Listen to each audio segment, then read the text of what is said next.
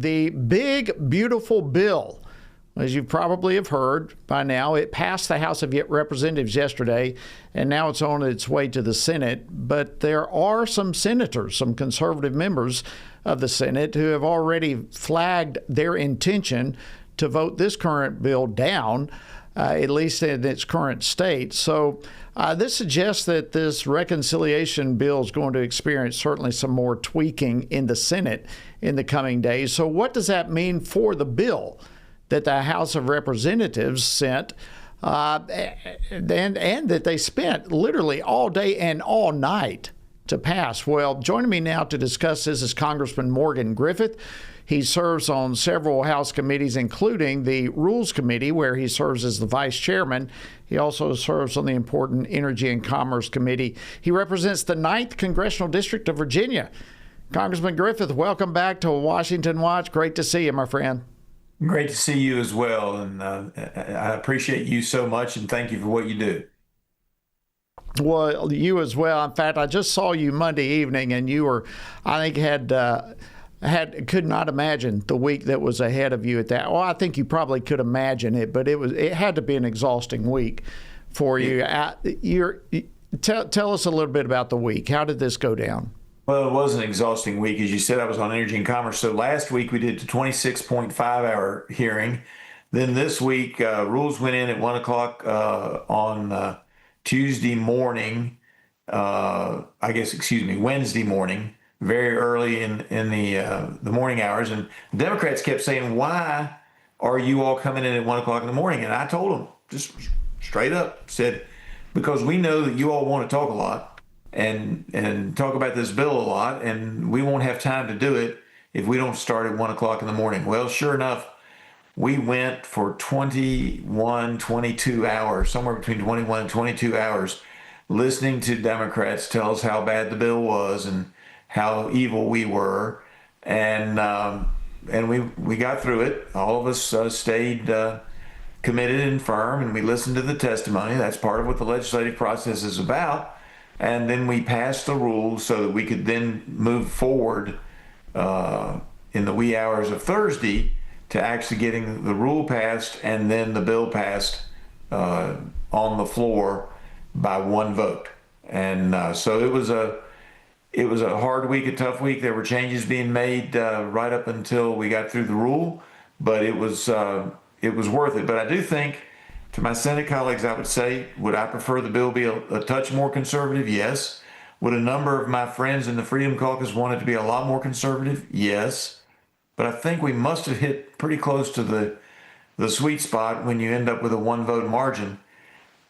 There's not a whole lot more that could have been done. So I welcome the Senate changing some things and sending it back to us, but just keep in touch with the House, because we've got to have a bill that can pass. And if they send us something over and we lose 4 or 5 Republicans, we can't pass the bill. And none of the Democrats will vote for it.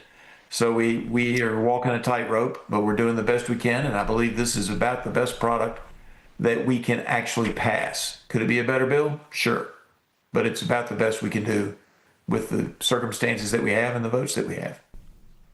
That's one thing I've always appreciated about you, Morgan, is your common sense, wisdom that you bring to the table, and that's why you're on so many critical committees as well. So was there anything, I mean, you guys, 20 hours, was there any specific subject or provision within the bill that garnered so much attention, or was it just kind of the whole thing? Well, there were a couple of things that were repeating and consistent themes. Most of the complaints were, we were going to devastate and destroy Medicaid. And the biggest thing that we did to Medicaid was in the Medicaid expansion program, and they're technically 2 different programs. But in the Medicaid expansion program, we say if you're able-bodied, if you don't have a young child, a disabled person, an elderly person who needs care in your home, we are going to expect you to be involved in your community. That is most likely work, and we refer to it sometimes as a work requirement, but it can be community service. It can be going back to school to improve your educational abilities so that you can get a better job.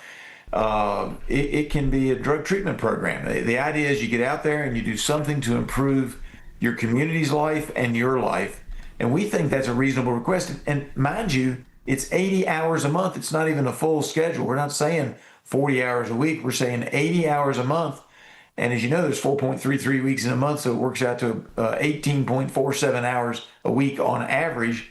And you can do daycare with, help out with the daycare, particularly if you have a child who needs daycare. You may be able to figure something out.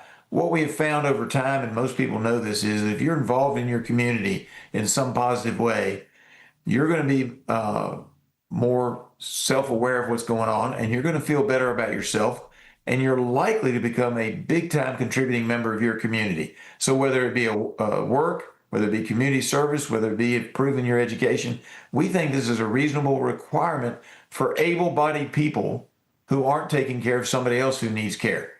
We think it's a reasonable request, but it brings a lot of people, because they get jobs and because they do things, it gets them off of the public Medicaid expansion program and saves over 10 years hundreds of billions of dollars. I think that's common sense. Yeah, it is common sense, and that's why the vast majority of Americans support you on this. I mean, we're talking about work-capable people, and they don't need to be sitting at home taking funds from those who are out working. If they're capable of working, they need to be able to do so. I think it's very much common sense. So real quickly, after all the negotiations, all the markups, all the meetings, hour after hour, what were some of the definitive victories in this bill that you and your colleagues in the Freedom Caucus and beyond that you feel good about? What are the victories? Lay them out for us. Well, one of the things, we came through Energy and Commerce, we were hearing from some of the bureaucrats. I'm not going to say it was the top people. I don't know who it was, but they contacted our chairman, Brett Guthrie, and basically indicated that we couldn't start these community engagement or work requirements until like 2029. The conservative wing, particularly the Freedom Caucus, said that's ridiculous. We can start this sooner. So we're actually going to start it December 31st, 2026. That's a win. That's a win, and it saves even more money. And then there's things that don't save that much money but are wins. We don't think that Medicaid and Medicaid expansion should pay, that's the taxpayers, for transgender surgery. That seems reasonable. The number's not huge on the savings on that. It is billions, but it's not hundreds of billions. It's a few billion. But if that's a decision that you make, there's lots of private organizations that will help you with it, but the taxpayer shouldn't have to pay for the transgender surgery. Now, the affirming care, if you've already had the surgery, you've got to have care the rest of your life if you have that kind of surgery. And so we're not saying that we wouldn't pay for helping out somebody who suddenly is on hard times, that paid for their own surgery previously or has had the surgery previously and now needs the hormonal treatment, et cetera, that those folks need. But we're not paying for the surgery to start you down that pathway. And I think that was a win. There were other wins. There were some really big wins in energy. We got rid of most of the Green New Deal.